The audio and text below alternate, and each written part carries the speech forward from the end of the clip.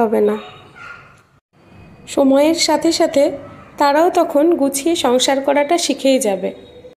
আর হ্যাঁ, সেদিন ছিল আমাদের বাড়িতে ভগবতী পূজা আর বিশ্বকর্মার পূজা।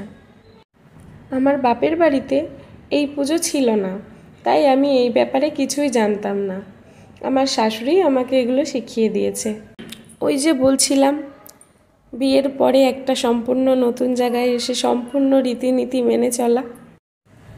আমার শাশুড়ির মতো অত ভালোভাবে না পারলেও মোটামুটি আমি শিখেছি, আর আশা করি সময়ের সাথে সাথে আরও ভালোভাবে করতে পারবো। তো দেখো, আমাদের মাঠের এই মেশিনগুলো পুজো দিতে এসেছিলাম, আর অনেক বলার পরে আমার বর এই ভিডিওটা আমাকে করে দিয়েছে। দেখো চারিদিকে কি সুন্দর সবুজ গাছপালা না?